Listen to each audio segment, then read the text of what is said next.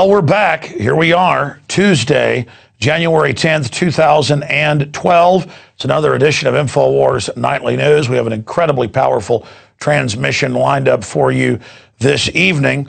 Coming up after the first break, after the news, we're joined by the gentleman just 3 weeks ago that started the exodus away from the internet registrar GoDaddy that's now set the standard for protesting against corporations that work with governments to restrict free speech. And this gentleman is at the tip of the spear in the fight for liberty. And of course, he was inspired by Infowars.com. I'm just always amazed by how many activists who are having an incredible effect were woken up or expanded their awakening through these media ventures. Thanks to all of you throughout the years that have supported us. That's why we work so hard, so that people that love liberty understand we are not alone. In fact, we are the majority, and we are standing up and saying no to the tyrants and that tiny minority that wishes to shudder and control human destiny. Now, we're also going to talk about prostitutes tonight, because we're launching a new certification we're going to have here. We're going to have globalist quotes most evenings, but also patriot quotes. And by patriot, I don't even mean from a nation, but those that support human liberty. But we're also going to start having a prostitute section where we look at prostitutes. Now, a case coming up later, though, may not be in the prostitute category. There might be a special new category for this individual. So we're going to be looking at that coming up, so stay with us. And with that, we'll get into the news, because I shouldn't call him a global toot or a prostitute. He's more of a traitorous toot, or an Obama toot, who poses as a conservatute, and that is Mr. Hunstitute, John Huntsman. Supporters have now admitted that they created racist video to smear Ron Paul that implies that because he has adopted Asian daughters and is the ambassador to China, that he's bad, trying to blame Ron Paul with this. Fox News, CNN, all picked it up without actually checking who wrote it, who said it, who made the video. So we have the sub-headline, "Don't believe anonymous internet post unless you're the mainstream media and choose to want to do that." And now a consulting firm has done an analysis and says video attributed to Paul supporters probably created by Huntsman operatives. Yes, that's the same finding that we were able to discover as well. Now, I don't have time with this next piece to get into every facet of it, but you all know that the media has made a big issue out of Congressman Ron Paul and the fact that he was in a diner and the 150 media ganged up on him, and he was being pressed up against the wall, so he left and went outside. And then the assigned CNN mercenary, Miss Bash, came up to him afterwards at another event and said, a lady was going to vote for you until you didn't talk to her. And it's such a junky question, such a distractionary question, that it's just completely mind-blowing. And Ron Paul gets irritated and moves on. So then the media made an issue about that and said, the New York Times said, Ron Paul getting angry. So we thought we'd play you a short clip of Dana Bash implying that people were turning against him because he didn't care about people and didn't shake their hand in the streets. And here's Ron Paul getting irritated by that. But there was a woman there who was a New Hampshire voter. She voted for Barack Obama in the last primary. She told me that if she would have been able to just shake your hand and look you in the eye, you would have gotten her vote, but now she's turned off if you do that. Does that say anything about your ability to connect? It says something about the media. Yeah, this is junk. This is junky question. We're stopping. This is junk. We're moving to the next one. These are junky questions. Yes. Because you, the media, did that to her. She should have been furious with you. You want to ask good questions? I want to ask about a voter. That was absolutely wrong. You saw it, because there were 100 reporters just like you and your crew that crushed that woman. We're done. We're done. She said that she's had Kurt Jenkins with credit. You're part of the same group. We're done. Sorry, sir. So it's important to describe what a prostitute is. They're basically a member of the media that is a complete corporate sellout and a mercenary who can be bought for hire to carry out whatever agenda they want. Basically, ABC, CBS, NBC, Fox, CNN, MSNBC, CNBC, they have agendas. Global corporate takeover of America. And so it wasn't enough for Dana Bash to come up and gripe at Ron Paul for no reason, as we just showed you. Next, she took to the airwaves as the reporter for CNN, assigned like a piranha or a lamprey fish to tail Ron Paul. She comes on and says, well, Republicans are hoping, and I'm hoping that he just goes away because he'll discredit whoever the Republican nominee is, because even if Ron Paul does well, everyone knows he can't be elected. More of this mental gatekeeping, telling you who you can have. More of this appeal to authority as if you're just moron, empty sheep who will follow any order you're given. Here it is. Now, for now, obviously, they are very much focused on getting out as many voters to the caucus sites across the state as possible tomorrow. I'm hearing from Republicans, John, who are affiliated with other campaigns, that they are amazed at how wonderful, frankly, that they say the Ron Paul organization is. We'll see if that actually bears out tomorrow. But in terms of the long term, there's no question. I'm sure you talk to Republicans who are worried as well, just like I am, that Ron Paul will continue on long into the spring and summer, even further, even if he runs as a Republican or as an independent. He could really hurt whomever the Republican nominee is, because still nobody thinks, even if he does well here in New Hampshire, that he will ultimately be the nominee. I'm sure you talk to Republicans who are worried as well, just like I am, that Ron Paul will continue on, who are worried as well, just like I am, who are worried as well, just like I am, independent. Okay, so this is all part of this mind control that he can't win, and as he starts to win first or second place, well, you still can't have him. But for somebody like Miss Bash, her name fits her bashing of liberty, I'm sorry, she does not get the Prostitute Award. Dude, that's just a mercenary, a sellout. The glee, the relish, because there's a lot of other videos we have of her savaging and bird dogging Ron Paul. She gets the Skeksis Award that I've only given to Barbara Walters when she attacked me on The View. The Skeksis Award is highly prized. It is for those that really enjoy being mercenaries. They do it for free. So it's beyond the prostitute mercenary level. It is now to a soul-sucking vampiric level. And we happen to have a clip here, of Mrs. Bash before she put her makeup on at the CNN trailer and went out to confront Ron Paul. Somebody reached for one of the donuts that she had there on her side bed, and this is what happened. So this is the type of people that are against Ron Paul. This is real video from inside her trailer.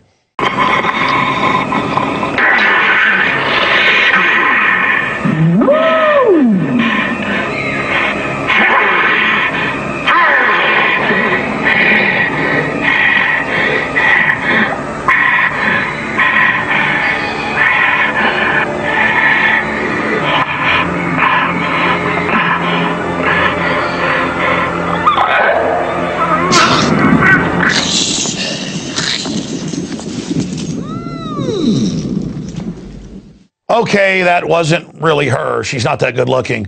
That's from The Dark Crystal that came out in the early 1980s. Great film. But shifting into a serious gear, and you can actually pull this up on Yahoo, AP, and others have picked it up. This is not a joke. This is not satire. Once a week, we might have a little tiny sliver of satire, and we'll tell you when it is. This next report is serious. You could not make this up. In fact, show folks my document cam shot, please, of Yahoo News. Fox News zing CNN, MSNBC on holiday card just like last year. And Fox actually put this out publicly on their website, on their corporate site. They sent this as their Christmas card to all the media.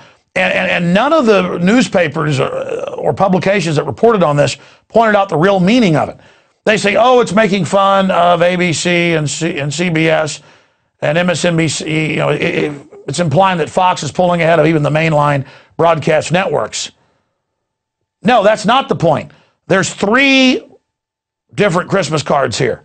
And in it, the media is being drawn by the sheeple, by the sheep. And we'll go to some graphics of that. And it turns out they did this last year. They symbolize their viewers that pull the sled as sheep, as idiots that like mushrooms need to be kept in the dark and fed horse manure. And then there's another one where they're roasting the NBC peacock. And if you go back to that one, it shows the sheep there in the shot on the side of the left and right. And they're saying the people on the left and right are sheep. It's this controlled paradigm. We're the foxes. We're screwing everybody. Oh, my God, this is so much fun.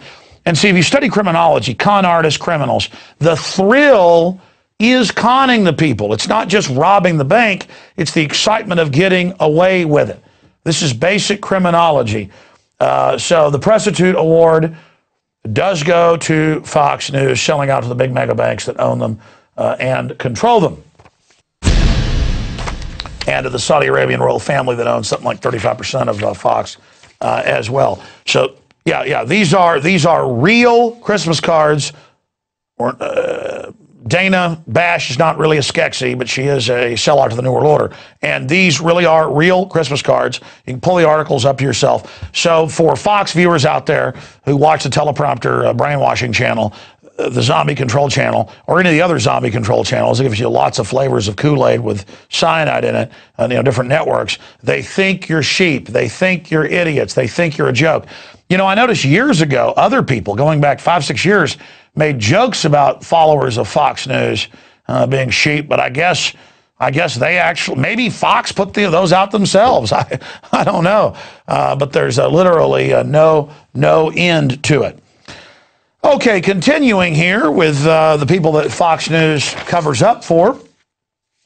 And here's an alternate article, 5 things you should know about the FBI's massive new biometric database. And when you get pulled over, it's going in a database. Whatever your neighbors make up about you and reports is put in the database. Face scans, when you get a driver's license photo, it's really a face scan, put in a global database so that they can track you with face scanning cameras as you walk around the street. They're also getting your retina scans at the salon or at the bookstore. All these places now wanting iris scans. They've also got the wrap back system that integrates a whole bunch of other data they get from your employers and others, and fingerprints. They've got data sharing between agencies and private companies that sell the data you give them without ever telling you that. And they've got the NGI and secure communications, and that's all part of the federalization of local police and having them spying on you as well. So there's that article for you. But separately, the Village Voice is reporting on what we reported on first, Paul Watson at prisonplanet.com and Infowars.com, in February of 2011, about 11 months ago. And then it was in we've shown you all these articles here in the past. It was in the El Paso Times, then Chicago Tribune, and then about 6-7 months after that, we see the New York Times come out and basically begin to admit, okay, the DEA, the FBI, the ATF, the Border Patrol, they're laundering not hundreds of millions, but billions of dollars, and they're running the drugs, and they're shipping guns into Mexico to blame it on the Second Amendment, as CBS News admitted. But they say this is to understand the drug trade. Folks, $500 billion a year, that's when it's shipped in. It's about 3 or 4 times that in actual profit. $500 billion a year of drugs is brought in, heroin, cocaine, and other things in this country. Of course, the big mega banks are involved, and they've all been caught being involved. Here's part of the Village Voice article. DEA agents got involved in the illegal scheme back in 2007 to infiltrate and take part in drug organizations in Mexico. The agents also helped the kingpin move a big shipment of cocaine through Dallas to Madrid. DEA agents posed as pilots offering to ship cocaine. And, of course, there's a New York Times whitewash on it. In fact, click on the New York Times link right there, because when we can, I'd rather just pull up there. There it is. There it is. And, of course, it's only coming out now because when they bust some of these cartel heads, when local police do, they end up going to trial, they declare national security, and the feds rush in and say, it's all true, release them, please. So that's what's, in fact, here is that New York Times. Yeah, there's the El Paso Times. I told you a few months after us, the El Paso Times reported on it. But if you look it up, Paul Watson actually covered it in February before that. I mean, a lot of cocaine, a lot of drugs. And the government's not done with that. I mean, they're going to be criminals. Why not run little kidnapped kids? They use DynCorp for that, who runs CPS in most towns and cities. But people, when faced with something this evil at this magnitude, just can't believe it. Remember, I told you years ago about Fast and Furious, before it was even in the news, because of our DEA sources, Selica Still and others. And, I mean, people have been killed and put in prison over this info. I mean, the system just can't believe my bravado, but it's not bravado. They have to be confronted. I'm just committed. It's not confidence, it's commitment. It's not arrogance, it's dedication. I only wish I had more to give to humanity. I only wish I wasn't so weak. I only wish I was a better man and had a greater mind to present this, because I don't have the information, the faculties to even be able to present to you how bad this really is. Now, here's another one. Homeland Security monitors journalists. Specifically, the DHS announced that the NCO of its Offices and Operations Coordination and Planning can collect personal information from news anchors, journalists, reporters, anyone else who may use traditional and or social media in real time to keep their audience situated and aware and informed. And they've also have a big multi-million-dollar contract to record all talk radio and analyze it. So the criminals that have hijacked our nation and wrapped themselves in the flag are attempting to keep tabs on folks. And we're glad you're keeping tabs, because all that's happening is your agents who aren't evil are becoming uncompartmentalized and waking up to the big picture. I can't tell you how many military officers, how many feds, FBI, DEA, Border Patrol, different Justice Department, federal marshals send us information that turns out to be accurate over and over again, and who said it never made sense till I heard your show. And then I went and looked it up. It never made sense. Now it all clicks. That's right. Reality does click. That's a good term. Reality clicks. Certainly does. Here's another one. I mean, there's got to be 100 of these in the last 3-4 years. Another dim bulb terror patsy nabbed by FBI, and even corporate prostitute media has had to basically admit that the latest stooge, a naturalized Yugoslavian who made a video, no doubt at the urging of undercover employees, as they admit, described his desire to take out infidels. The video will undoubtedly make it easy for the government to convict the dim-witted would-be al-Qaeda-ite, when our government in the 90s really did give southern Serbia, Kosovo, over to the real al-Qaeda to run heroin through. They had to have that route into Europe unfettered. And it's over and over again. The media even has to admit that they just set up basically idiots who don't even have the means to do it, to basically carry out these different types of terror attacks. Now, shifting gears to some of the biggest and most important news of the night. Engineered doomsday is what one publication headline said. And you heard in the last month, oh my God, the Fed stopped a major U.S. university from publishing how they created a weaponized bird flu that would kill more than 90% of the humans it came in contact with. And the New York Times also ran with a story with a similar headline going over all of that. And what they finally admitted was that it was actually the government that funded this to happen. Let's read this quote. The most frightening research was done by scientists at the medical center in Rotterdam who sought to discover how likely it is that a bird flu virus designated H5N1 might mutate to a form that seldom infects or spreads among humans into a form highly transmittable by coughing or sneezing. That's airborne. Thus far, the virus has infected close to 600 humans and killed more than half of them. Some numbers are as high as 90 plus. A fatality rate that far exceeds the 2% rate of the 1918 influenza pandemic that killed 100 million people. A 2% rate, much lower, 100 million dead. And of course, that was actually a bioweapon program. We covered that earlier today. So we're going to have a big special report on the doomsday flu that they may release as part of their eugenics program coming up. This is government funded. Never forget that. Now, we're going to have a couple videos here as we go to break. One of them, and I meant to get to this last week when he died, but on January 4th, but we ended up making the tribute and then running out of time to air it, so I wanted to properly talk about him.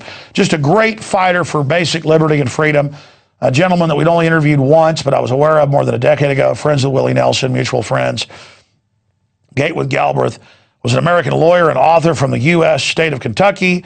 He was a 5-time candidate for governor of Kentucky, an author, outspoken proponent of marijuana legalization and privacy rights and other civil liberties. In his writing and speeches, Galbraith went into detail on what he termed synthetic subversion. The theories seek to explain how and why America, specifically Kentucky, moved from agricultural agrarian society into an industrial synthetic society. It's all about control. Galbraith claimed that the beginning of the shift can be traced back to the New Deal spearheaded by Franklin Roosevelt's administration. Up until the 30s, America and Kentucky relied solely on agriculture to fuel the economy. Galbraith argued that out of necessity, Roosevelt shifted America towards a more industrial, synthetic society fueled by alliances with greedy corporations. Gatewood died in his sleep due to complications from emphysema.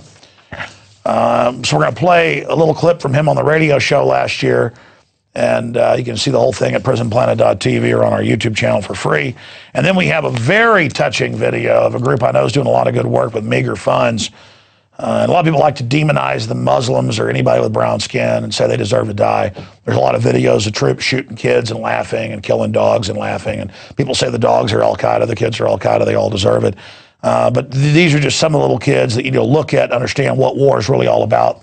Those of you that haven't been involved in it and think it's so sexy and powerful, this is the No More Victims group, and we'll have their website, nomorevictims.org, if you want to check that out and try to donate to help these children. I'm all for wounded warrior programs because the VA won't help the troops.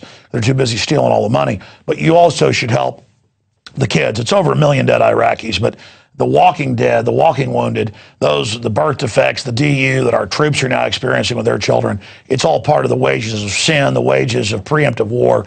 The wages of empire is enslavement and impoverishment for all of us. And for those of you that laugh at these little Iraqis, because I know you will, a lot of you think it's really sexy to kill little kids, don't worry, you'll all get it repaid to you in spades by your own sick life. I wouldn't want to be somebody like you, like a moth attracted to evil. I don't know who you are, but I know you're out there. I don't understand you, but I do understand you're a cockroach. So we'll go to that video as well and come back with our interview of somebody truly taking action. It's Infowars Nightly News. Stay with us.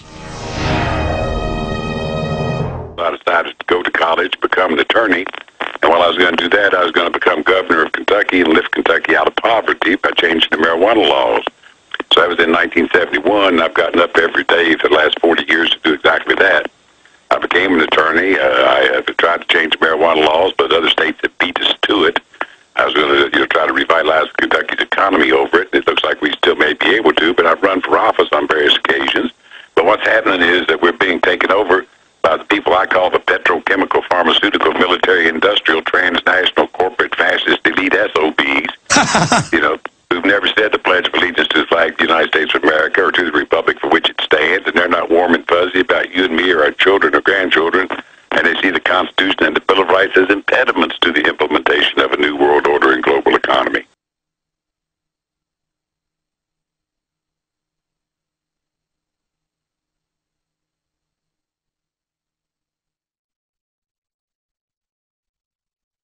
Okay, so I'm writing in my child, my family, and I got injured in the war, so I had to come here for the surgery. And so tell me, what happened? Why did you need surgery? Because of my head, because I got shot. And who shot you?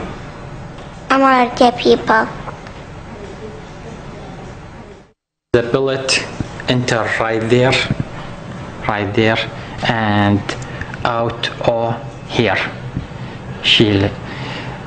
When the bullet entered at her brain, explosion, the bullet explosion, and broken all the spine. If you could talk to the soldier who shot you, what would you say to him right now? Just go ahead and pretend he's here and tell him. I say, why you shoot me? That's not true. I do not do anything. I just had my jaw, I'll get in my hand. I say, why you shoot me? I'm a girl. I'm little, but why you shoot me?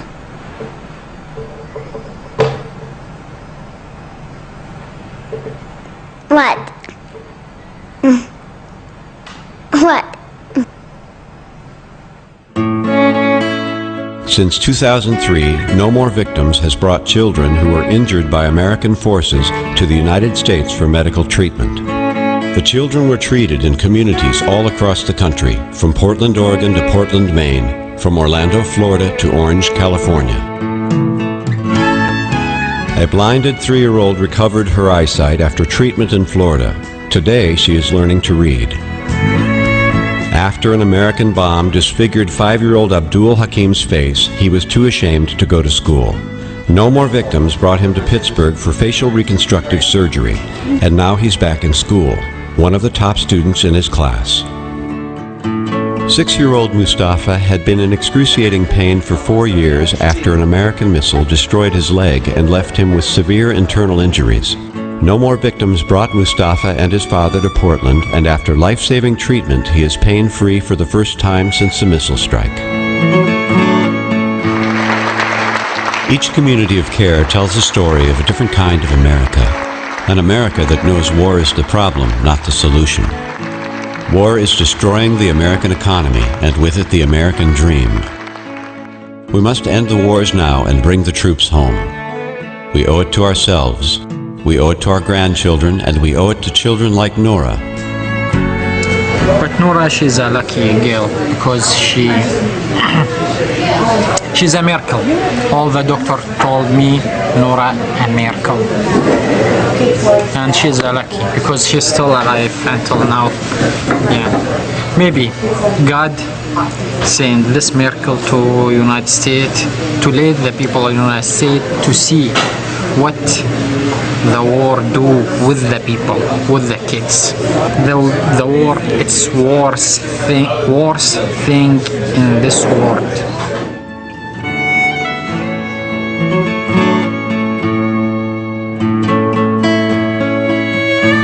Which one? This one or this one? It's time for America to come home. Most Americans want to end these wars. If we work together, we can do it. Please help. Visit nomorevictims.org.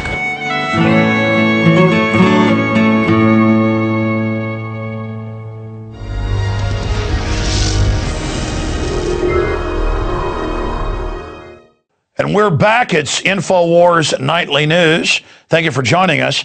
This next story ties into a whole bunch of really important issues. It shows what one individual can do when they take action. Sometimes in just a few days, they can have one of the biggest stories in the United States and in the Western world by simply speaking out against groups and organizations that are promoting less freedom, and in this case, namely on the internet. And it also helps illustrate the type of attempts that we see out there to shut down the freedom that we have seen on the internet. In fact, we have an article here from just a few weeks ago where the 80 inventors of the internet, not Al Gore claiming he invented it, but the actual inventors of the internet on record, Nobel Prize winners, you name it, coming out and saying the SOPA bill is the end of the internet as we know it. And we've already gone over what it does, the different ways it attacks freedom of speech, shutting down your websites without court orders, delisting orders, you name it. Here's a quote. Censorship of the internet infrastructure will invariably cause network errors and security problems. And they go on to say this is the communist Chinese and Iran model that is being set up here in the United States. And when he called into the show today, he sounded credible, but I had to go actually look it up for myself. And sure enough, his email, his handles, it matches the original Reddit post that's credited by Fox News, Associated Press, and Ars Technica, and others. He'll just go by Frederick because he has a successful internet IT consulting company. We'll just leave it at that. Frederick went and posted on Reddit and on other sites that he was tired of it, that GoDaddy was supporting the SOPA bill when almost no one else is. They even got copyright trolls in the news I saw today saying this will kill free speech and won't even help shut down copyright violation. And so he went after him. And here we are 3 weeks later. I've seen numbers as high as 100,000 people that have left or didn't sign up with one of the biggest domain registrars, GoDaddy. But what's important here, and he'll tell you the story, but I'm just giving you a boil-down synopsis here, was at first they're like, we don't care, do whatever you want. Very quickly, within a matter of days, as tens of thousands left, something happened. They said, okay, we won't support it now. but the exodus continues. So it's an example of a David versus Goliath. Now, Frederick didn't just put out the emails and the Facebook and the Twitter and the Reddit. He also helped himself, hundreds and hundreds of people over the next few days, begin the initial exodus. So it's another example of the corporate Borg always telling you don't have power. When the system starts violating your rights, or you see different groups doing things like this, you simply need to speak out. Your voice is powerful. If it wasn't, they wouldn't have all these sock puppet programs posing as humans. They wouldn't have all these PR firms manufacturing consent, to use a Noam Chomsky term. It's just amazing. And I'm proud that Frederick's been a 10-year listener to my syndicated radio show. I can't tell you how many times we see great people across the world standing up for liberty, and they are listeners of our show. But I stand on the shoulders of others that came before me as well. So it is just absolutely fantastic. And we're joined by Frederick via Skype. Frederick, great job. So recap the story, and then let's get into what you've launched is now spurring other movements, people seeing your success. It's giving people confidence. Yeah, it was really a chain of events. And before we get into it, I just want to stop and say that I may have lit the match, but Reddit, the community, and the people as a whole were really the ones that brought this about.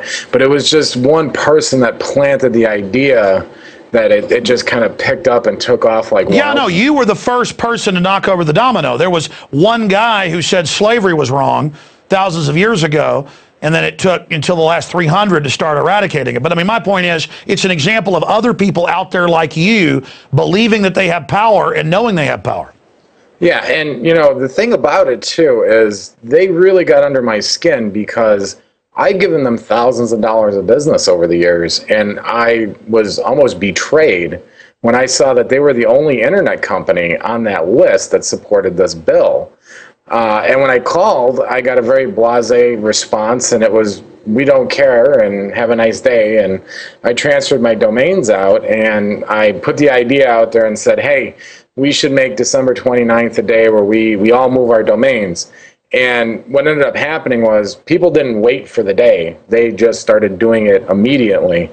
And people came into the community, started asking questions. I was there helping them, but many, many other people took the call to help as well.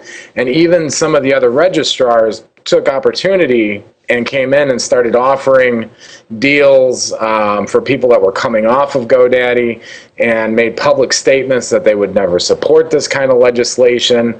And then once that happened, some big names came out. The founder of Wikipedia said that he was going to pull his domains away from GoDaddy. The guy who started the cat movement, he has over 1,000 domains. He said he was going to pull his. Even Ashton Kutcher got on Twitter and started tweeting about it, and he's got 9 million people that follow him. And before all that happened, GoDaddy came out in their very arrogant fashion and said, you know, listen, we got a few emails. The boycott isn't really hurting our bottom line, or, you know, I'm paraphrasing, but something to that effect. And Ars Technica posted it, and it was like throwing kerosene on the fire. All of a sudden, everyone was like, oh, okay, so you don't think we can have an impact? And everyone just, you know, came together as a group and started pushing it out. And one of the things that bothers me today now is we have somebody like Lamar Smith, who started this bill, coming out and saying that, oh, well, it's a very small amount of people and they don't really have any impact and there's no legitimacy to what they're saying. I watched the House Judiciary Committee. I watched this guy try to ramrod the bill through before Christmas time. And as I watched, I just got more and more angry. And I know that it's a technical issue. Most people don't understand the content, but if Facebook and Google and all these other big media, or all these other big companies, do a blackout as they're threatening, they're going to wake a lot of people up. And I don't know, personally, I think you got the movie industry and the recording industry feeding Congress all of this money, and you don't really have the tech companies lobbying. So, well, that's because the recording industry is trying to use a hammer, you know, to arrange some roses. or they're trying to use a hammer to change a record, on a turntable. They're smashing everything up. It's like the last senator, he's dead now, with Stevens out of Alaska, saying the internet's a bunch of tubes. I mean, they don't know what they're doing. Not only are they trying to censor it and trying to violate due process, but when the 80 inventors of the internet come out and say this is going to screw the internet out, I mean, I've seen one top-tier internet company go out and a third of the web you can't get to for a week. When Level 3 or whatever had a problem 5-6 years ago. I mean, this is going to absolutely hammer the internet like a bull in a china shop. And yeah, when Google and Yahoo and all these establishment groups come out and say it's horrible, people better know this is super bad. Yeah, there's a couple things I want to note too. I don't know anybody who's come out and said, yeah, I'm for piracy and stealing. None of these groups want to see intellectual property stolen. In fact, if you look at Google, I think in the past year they had 5 million plus DCMA takedown requests, and their average response time was a few hours. How could you ask them to do any better than they're doing now? And this bill would basically make a 13-year-old on YouTube singing their favorite song a criminal, and it's too much. And you don't have the due process. That's the other big one, is that it's just all rammed through as a way to censor. It'll be selectively enforced. It's a nightmare. It's the Patriot Act of the internet. It's one of the two.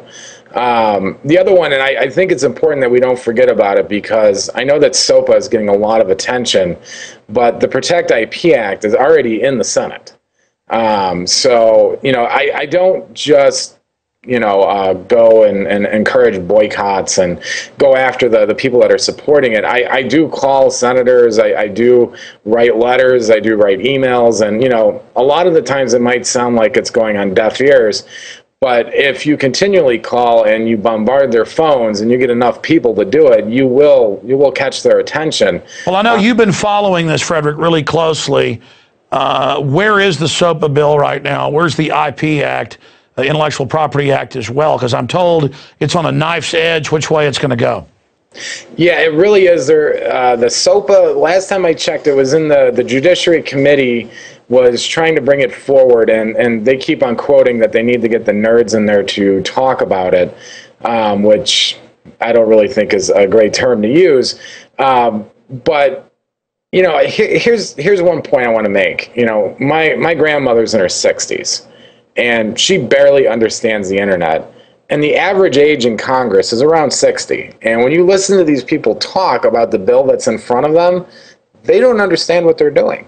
They have no clue. And the definitions that they're using, they use them wrong many times, and they have no idea what they're talking about. There are a few senators that were out there. There was a Democrat from California that was asking for, let's bring in a couple third parties, let's bring in some experts to testify on it. But the Protect IP Act is much further along in the Senate, and to tell you the truth, I haven't checked on it, but I think somewhere around January 22nd or something, they're coming back into... Sure.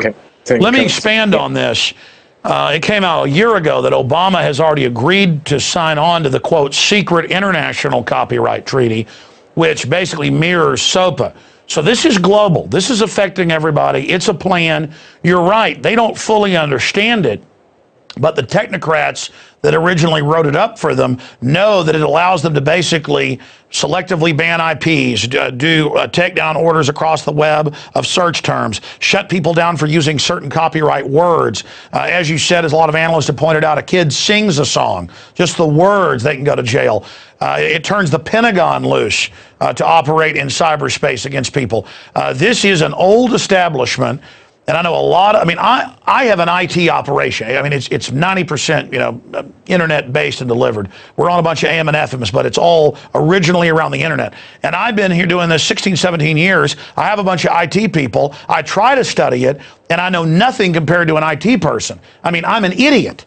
And compared to these senators watching these hearings, they don't know their head from a hole in the ground. They don't know a bit and a bite, from kibbles and bits. I mean, they have no idea, and that's allowing the recording industry and the old media that's threatened by the new media to try to bring a new dark age in over the web. Now, I want to get your take on that, but then I want to expand into how your move that inspired so many others is now leading to a chain reaction of others becoming empowered and standing up against other arrogant companies. Oh, yeah. Almost immediately after, they're in the same Reddit community, they started looking and they started evaluating what representatives would support this bill and how can we support their opposition. Unfortunately, Lamar Smith, in the district that he's in Texas, he's considered almost untouchable. Nobody's going to beat him because there's a lot of old-time, good old boys down there that support anything the guy does. But they have started selectively picking out candidates that they said, oh, well, we're going to money bomb your opponents and we're going to make an impact. And it was really like a realization that they have an effect. Which I think was probably the best part about it. I don't agree with everything that they're doing. I think they picked the wrong candidate to go after personally, but I do like the fact that they are trying and they are starting to come together more. Exactly. People are taking action and getting out of their mind stupor, out of their trance. That's why resistance is victory, because then you learn as you fight. But take Lamar Smith. His district runs right up to South Austin. And I know him well. He always poses as this libertarian conservative. Nightmare legislation flows continually. He's one of the people the establishment goes to bring in really nasty bills. And I know there are some folks locally who are actually planning on running against him. And so some really exciting things are starting to happen. Again, please continue with your overall view of where this is going after you finish on other things that are being inspired by what you and others have done. Well, hopefully this is encouraging other people to say, I'm one person and I had an idea. And the community ran with the idea. And this is something Ron Paul talks about all the time. I'm kind of sad on one end that at the end of this, if he doesn't become president, he's not going to be in the House anymore. But on the other hand side, he talks about ideas outliving people. And, he's really running on the idea and getting more people behind him than ever. It's about a philosophy. It's about a spirit of liberty, an alternative to tyranny and collectivism. And that's why he runs. Even if he loses, he wins. We get the word out. We win. We move the ball down the field. In this modern mind control system, they want to teach you that if you don't win the whole thing like Rambo at the end of the movie, you failed. That's not how life really works. Yeah, exactly. I happen to know, regardless of what the media is doing right now SOPA, they were paying almost as much attention to it as they were, Ron Paul. I haven't actually seen a lot of talk on the dinosaur media about the bills or the acts or what it's going to do. And, the only time I ever read it is online. And unfortunately, I think more people need to know about it, and it needs to be brought in a way that they can understand. So I'm really hoping that these internet companies do the blackout, because if the people go to log into Facebook and they get a big black message saying that the SOPA bill is preventing you from logging in, I think it'll have a huge effect, because all of a sudden they'll see that some of the communities they like to frequent are no longer available. And I mean, Reddit would never be able to exist with something like this, because if somebody posted something that violated this bill, before they have a chance to take it down, they could just pull the whole website down. So it's smashing innovation to fight something that, by the way, they can't stop. So even if they pass this bill, the people that know how to pirate things, the people that are intelligent will go out and get, small private VPNs, will know how to get around these. And by the way, you're not just saying this. We've already seen it's got to be in the tens of thousands of cases, because in some cases it's tens of thousands of sites at once. There'll be one song on a popular service that, where people put alternative music and authorize it, that they claim is copyrighted. In the case a few months ago, it turned out it wasn't. And they shut down a site with millions of users, or the feds will go in and grab a whole server farm of 15, 20,000 websites for one MP3 of a pirated song or a clip of a movie. And I mean, it seems like the feds aren't just tyrants, they're crazy as well. They'll just come in and shut down an entire IT farm because there was one thing out of 10 billion things, literally, that they said might be copyright as part of an investigation. I mean, if they couldn't be turning the world against them quicker. Yeah, and the other thing, and I know you've hit on it before, if they have the censorship where they can block Infowars and call it hate speech or whatever they want to label you as, they could do it to anybody. They can come and get me in the morning, but they're going to come and get you at the night. So don't think you're safe because you're following the system or you're toting the rules. I don't have anything to hide. I'm not pirating material. And when I try and talk with people about this, and I say, well, the Stop Online Piracy Act is going to hurt your freedoms online, they immediately go, well, are you against stopping piracy? No, but we already have tools in place to do it. It's just like gun laws. We don't need more gun laws. We can enforce the ones we have. They don't need to keep stacking them on the books. And that reminds me, there was a very important quote that one of the House members made. His name slips me, but one of the things he said was, when they were talking about how we already have DCMA to handle these complaints, he said, well, it's okay to have repetitive legislation. It doesn't hurt anybody. If it's already out there, it's not going to hurt to pass another bill. I mean, come on, they couldn't be further from reality. Look, inventors of the internet, the main poobahs, Google, all of them have said this. I've read it. It attacks it from so many angles. They're openly pushing censorship. In closing, in just a minute or two, give us any of the sites we can visit to learn more about what you're doing, A, and B, what has Pimp Daddy's response been since you and others exposed them? I know they've got ads all over the place. They've still tried to claim it's no big deal, so they're really trying to spin this. So in closing, how are they responding now, 2-3 weeks into this? Within 24 hours, when almost 30,000 domains were transferred, they said that they would no longer support the bill until the internet community supported it as well. And I think they were just trying to stop the amount of domains being transferred out. Hopefully they stand by their word.